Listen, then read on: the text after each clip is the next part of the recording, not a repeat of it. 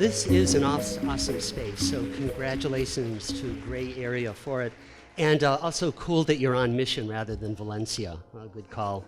I'm going to show 4 areas of work that I've had the good fortune to have worked in. So let's begin. Right. I'll get this centered like that. Okay. This is a very young Nicholas Negroponte. Tape says and that's a tracker. A tracker like the one you have in your phone, except back then it cost $75,000. Now try nodding. The gimbal was recycled from my thesis project. A belief in human beings and a belief in proper use of technology. Nicholas's interest was research for future teleconferencing systems, and this is Super 8 film projection, like the talking heads at the Haunted Mansion in Disneyland, which you probably many of you have seen. It's great to be here, Nick and Dick, you, everybody back there. The following year, I did the first of a series of installations, originally in 16mm film, and this is from the Pasadena show in 2005 and is in video. So I hope you can see that what's going on is that it's a film projected back on the original room after the original room has been spray painted white. And you know, it's kind of, the reason we do this stuff is to have the first-hand experience. Note the guitar, by the way. So you're seeing a secondary representation.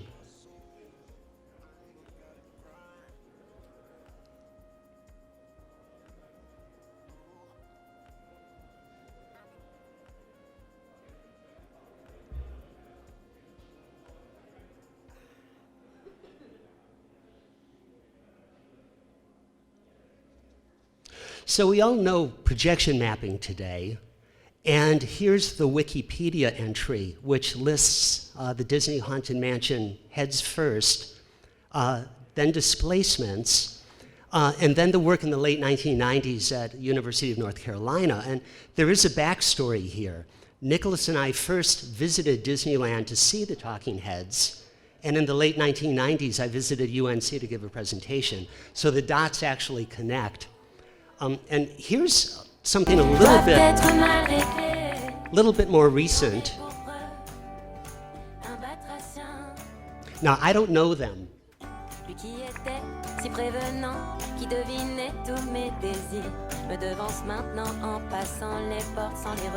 Note the guitar. They did give me credit, and there are several others like this.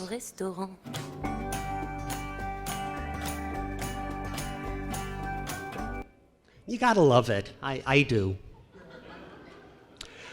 So this is a longer story. We all recognize this. They're the Google Street View camera cars, which record panoramic images at regular distance intervals. This is a camera car from 1978 that recorded panoramic images at regular distance intervals. Another MIT project called the Aspen Movie Map, and the brown blob of hair with a white jacket on top is me. We used stop frame film cameras and a bicycle wheel you see on the back to trigger them, and it looks kind of like this. So the look,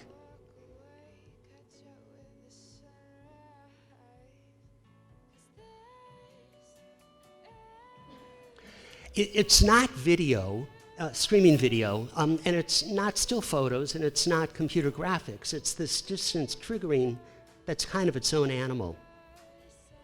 So we had to film going through every intersection, every possible way, and up and down every street.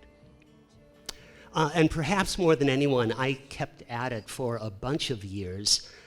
Here's an electric cart with another stop frame film camera triggered by an encoder on the axle for the Paris Metro in 1986.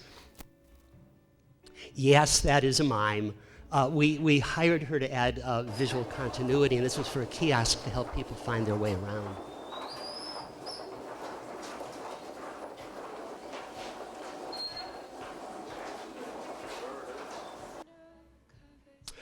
Here's a project with the Exploratorium in 1987, and we used this large, expensive, gyro-stabilized motion picture camera and a helicopter. And, you know, by the way, the replacement for this today fits in the palm of your hand. It's actually very, very cool. And I think Casey is going to be talking about this a bit tomorrow morning. So this is the installation, and the idea was to not recreate flying around the Bay Area as much as giving you a hyper-real, super-person style experience by moving the trackball in this tight linked way.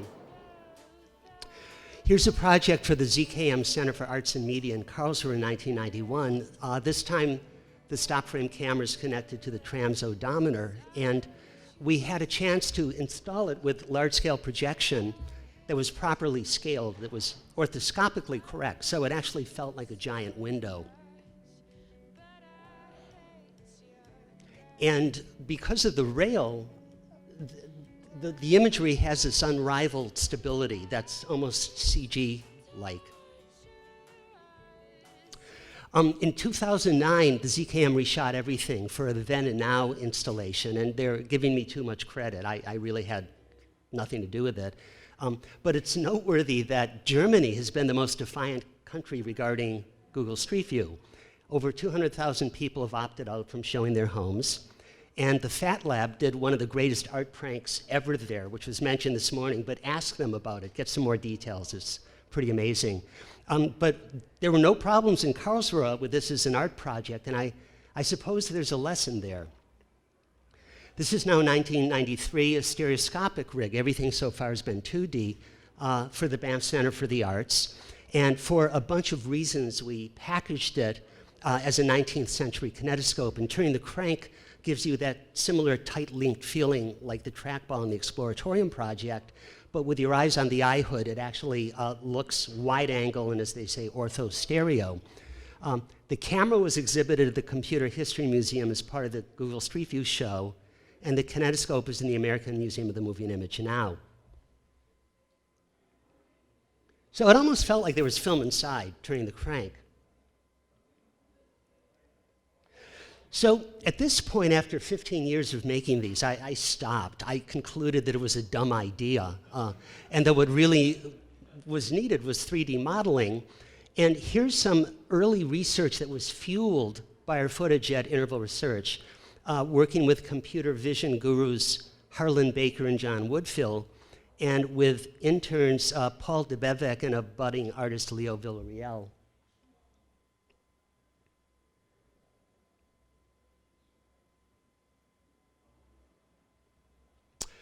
Now, cut to 2006, and you know, Google wouldn't be doing both Google Earth and Street View if they needed to, and that's still true.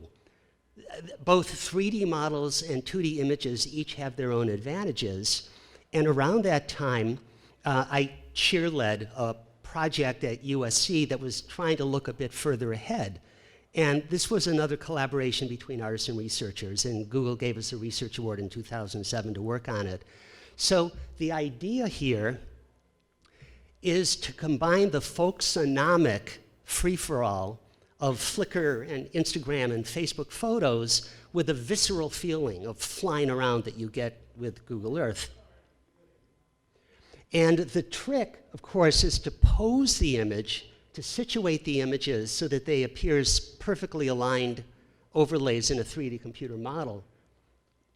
And of course, they can be historical photos as well. But when it's, you know, this is different than push pinning geotagged images on a map. When they're situated like this, and if they're situated right, it's magic. And unlike, say, Microsoft Photosynth, which is biased toward using the most neutral of photos to help them make their model, we wanted to use the most personal photos and encourage how they could be used inside a pre-existing Google Earth. So there's some current news on this. You may have heard that Mattel reintroduced the Viewmaster a few months ago with Google Earth and Google Cardboard folks. So we're currently in discussion whether the USC Viewfinder project can be used to situate their library of zillions of place-based stereo images, possibly through crowdsourcing, with the potential for perfect rephotography, and that would be very cool. So liveness, in the sense of mediated liveness, is a totally new, modern concept that Abraham in Canaan may have been able to imagine his family in Ur, and Queen Isabella in Spain might have been able to kind of think where Columbus was in the New World, and Napoleon in Egypt may have wondered what morning what Josephine in Paris was having for breakfast, but not the way we do. That there's something magic about this idea of liveness that does require electronics mediation. So the question, what's live now, and how about when there are a billion video phones that can all webcast, broadcast? So in 1998, I chair-led another project at Paul Allen's Interval Research looking into live video. We realized that live, spontaneous video has a unique search problem, time. And we developed the idea of a hot now button that enabled people to send alerts and encourage real-time propagation. The result was a startup called Kundi that was Swahili for flocking, swarming, and herding. We launched in 2001. We had a great team. It included Camille Normand, who's currently representing Norway in the Venice Biennale, and Stephen DeBerry, who was in 2012 on the Ebony Magazine Power 100 list. We had a hot now list and it updated every 10 seconds, and that was unheard of at the time. This is before Dig, before Twitter, and it lasted a year, then closed as the bubble burst, and Interval got a couple patents out of it from Kundi. 10 years pass, and when in 2010 Apple announced FaceTime, some of us said, surf's up. You know, all we have to do is hack FaceTime to be one to many, and started working on a relaunch, now out of USC, with some help from NYU, particularly ITP professor Sean Van Every, who had a similar history and was working a lot with Witness.org. Sean hacked a FaceTime one-to-many system for the ITP summer camp for adults in 2011. I webcast from the front lines of May Day on Wall Street in 2012. And we developed strategies for how real-time webcasters, remote curators, and more webcasters can create an emergent real-time network for anyone to view. But something happened at the same time when we began in 2010, like literally the same month. So I don't know how much of you know about this, but Paul Allen's lawyers sued everyone, Google, Apple, Facebook, Yahoo, AOL, whatnot, over 4 patents from 10 years earlier from the Interval days, including the Kundi patent, where I'm listed as lead inventor, which the lawyers believe covers, among other many things, the Facebook like button.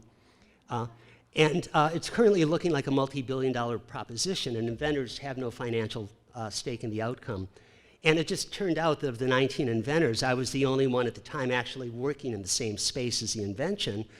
You know, so I felt both an opportunity and a responsibility to represent the geese while the lawyers were all fighting over the golden eggs, and went public with a statement. You can find this on my website. That was vetted by both a commercial lawyer and a lawyer from the Electronic Frontier Foundation. It's really hard to know how this is going to play out. The one thing for sure is that the lawyers on all sides are winning, you know, and the case will likely go on for years. So after spending much more time than I'd care to admit, and much too much time with lawyers and a lot of, frankly, dark energy, by last summer I conceded that I had to wait this one out in the penalty box. Then last spring, most of you know the story about how Meerkat launched right before South by Southwest. Twitter announced buying Periscope. Both, of course, are very, very similar to Kundi and Live.tv.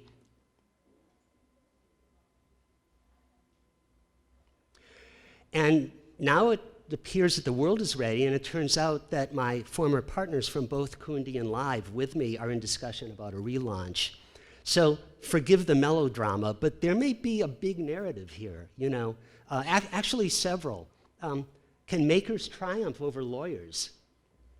Does experience matter? Can long-term research find higher ground? Stay tuned.